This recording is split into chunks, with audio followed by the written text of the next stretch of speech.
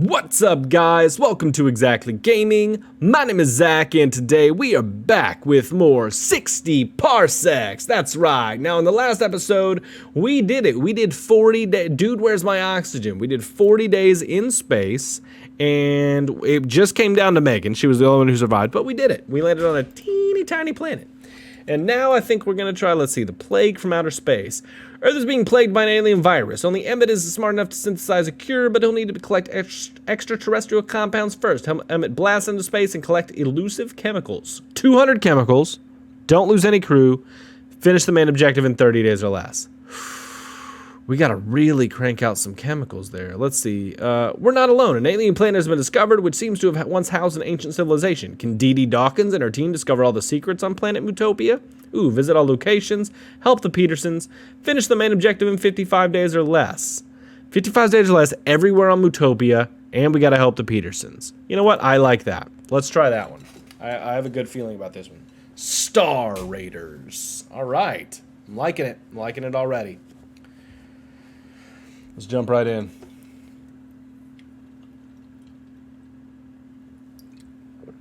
DeeDee's the captain now. I like it. All right.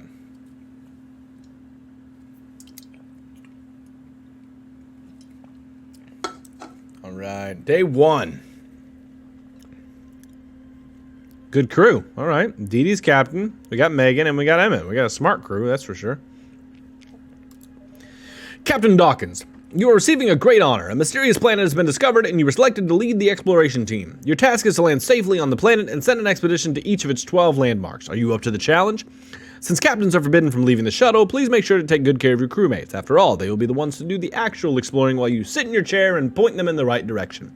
Who knows what horrors await on the uncharted planet? Well, there's only one way to find out. Space travel can be dull, but there's still tons of ways to make your own fun. Trust me, I live at a computer. Let's design a game. Your game will need a core mechanic, which could revolve around an item. Get creative. What kind of game will you design? We'll do a shovel. And now we're gonna make a soup. We're gonna make it a first aid kit is what we're gonna make. All right, everybody's doing great. Ooh, this is, yes, level 3. This is all decked out for this one. Okay, let's go. Using the shovel, next day, let's make it happen. And then we have to discover all 12 locations, which is pretty freaking cool. You designed your game around the shovel. The core mechanic of your game was tag. You, being the captain, were always it. You chased the rest of the crew around the shuttle trying to smack them in the head. You played until no one wanted to play with you anymore. Still, the mood on the shuttle lightened. You seem alert, Captain. I commend the way you've been taking care of your mental well-being. You should know that peak mental condition means increased efficiency when it comes to performing tasks. All right, well, that's good to know. She's caffeinated now. Hell yeah. Megan is alert. No, she's caffeinated and alert. I cannot believe my own cameras. A dozen potatoes just sped past us. Captain, you need to see this. Now you can see leaks frozen at near 0 degrees Kelvin gliding majestically between our stabilizers. One drifts too close and shatters into a myriad of glistening pieces, like hundreds of tiny diamonds. Spacefaring potatoes are part of the Farmer's Day celebrations on the faraway planet of Catroshock. We shoot for the stars, their transmission says. It also mentions a sister planet, Pomodoria, that will repeat the event soon. We should try to fish. Should we try to fish those? We should try. Yeah, we're limber. Let's do it. Let's get those potatoes. Day 3. Celebratory tomatoes were shot into space by the farmers of Pomodoria. You warmed up, stretched tenaciously, and shot into space around the shuttle repeatedly like a graceful yo-yo. You picked up those tiny cherry tomatoes one by one as they flew by, hunger adding to your dexterity. The tomatoes are stored safely now, defrosted, boiled, and poured into cans. They should make for an excellent meal. Congratulations, Captain, you've created soup. Hey, we got +2 soup, though. I'll take it. It's 11 soup. Strange new world. Believe it or not, Captain, but we might actually be in luck. We're approaching a celestial body that appears to be a planet. My scanners detect no life, but some structures on the surface suggest that it was inhabited at one point. The climate is harsh and unwelcoming, but even that beats being stranded in space, right? A landing can be attempted, but steering the ship will require a considerable feat of strength. Since you're not exactly a circus strongman, you'll need luck on your side to succeed. Bearing that in mind, should I initiate the landing protocol? Yeah. I'm gonna say no and fucking ruin the whole mission. Be like, no, to be like, well, you failed. All right, sounds like we had a perfect landing. Day 4, MOOTOPIA. Great job, Captain. While the landing was rough, you managed to sit the shuttle down with minimal losses. Everyone appears to be in order aside from some damage to the communications console. I believe it's not beyond saving, although it will take a while to calculate the optimal way of conducting the repairs. Please remain patient, Captain. For now, take a moment to take in your surroundings. Who knows, perhaps this place will turn out to be some kind of MOOTOPIA. Wait, did I just moo? What a weird glitch. I meant utopia, obviously. You're still very mentally stable. Alright, and we made a first aid kit. Well, let's hit the ground running. Let's just start with the dig site. Let's send Emmett. Let's send him with all his goodies.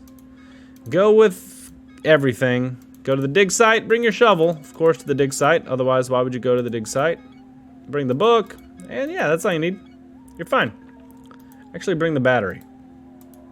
Yeah, bring everything with you that you would ever need to bring. Go. Our routine has become less plain. Some adorable duck-billed creatures set up a nest nearby. They enjoy hugging your crew's legs. We should disperse them or adapt to this hurdle. Let's use our strength. We've got to disperse them a little bit or they'll start getting grabby.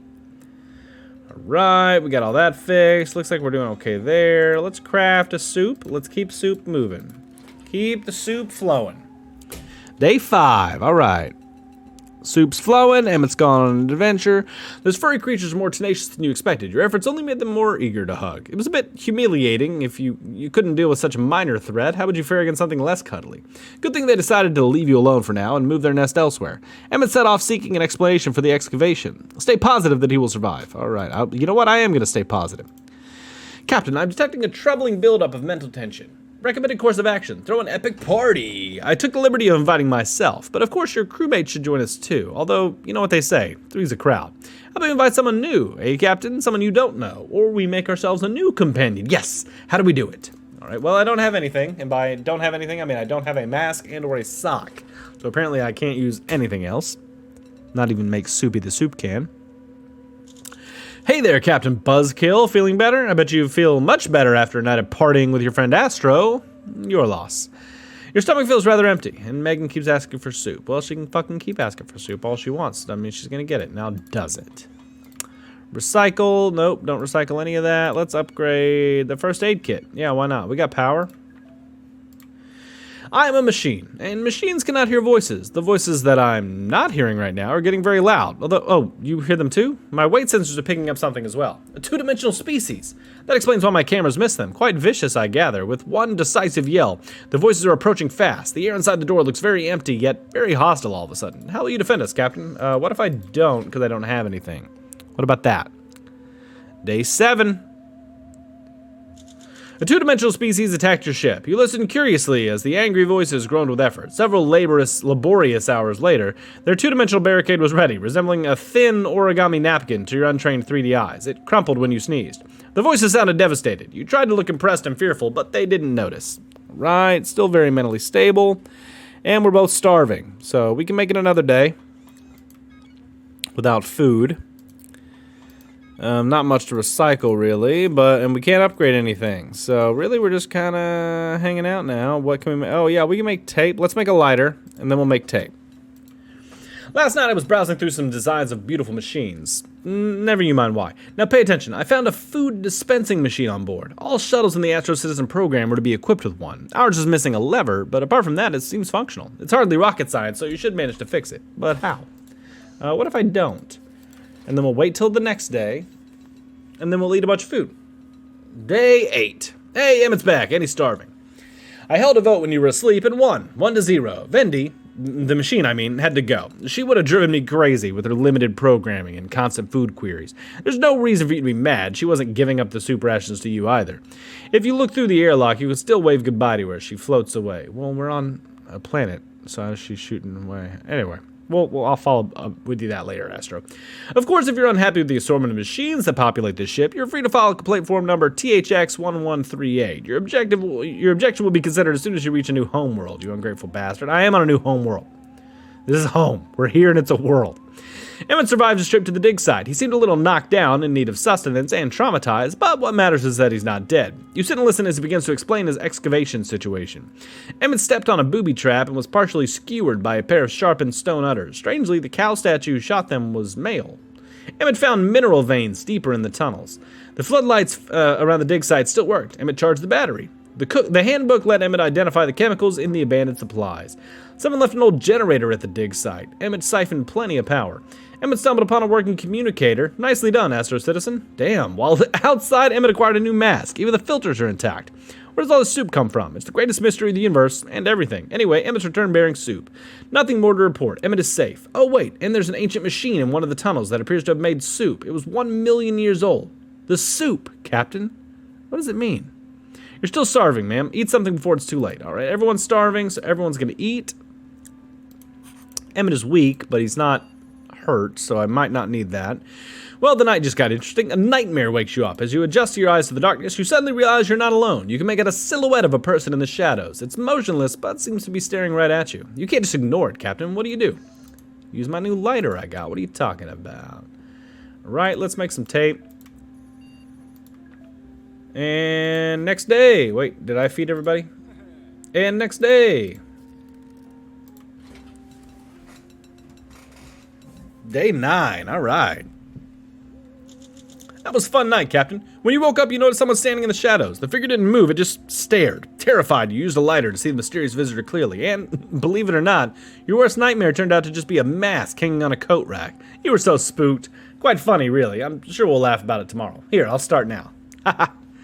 Emmett appears to still be in poor health. I can't say if it was your engineering skill or dumb luck, but you're able to craft a high-quality item. Hey, we made extra sticky tape.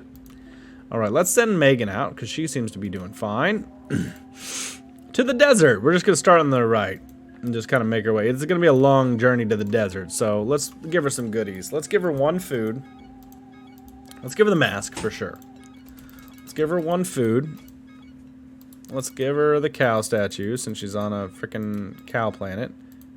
And that's it. Actually, let's give her the book. Why not? Let's try to send her as prepared as possible. Right, and he's still weak. Let's use the first aid kit on him. See, that shouldn't get rid of it, but we'll see. How long can the storms on this planet last? You're getting restless. We need to do something about it. Let's have a look at our inventory and devise a diversion. Choose something, Captain. I'll suggest an activity. Well, I guess I'll pick the shovel. Maybe you can pick the activity, put the fucking shovel in the corner where it goes, and let's try to preserve our energy. Nope, you're gonna break the shovel.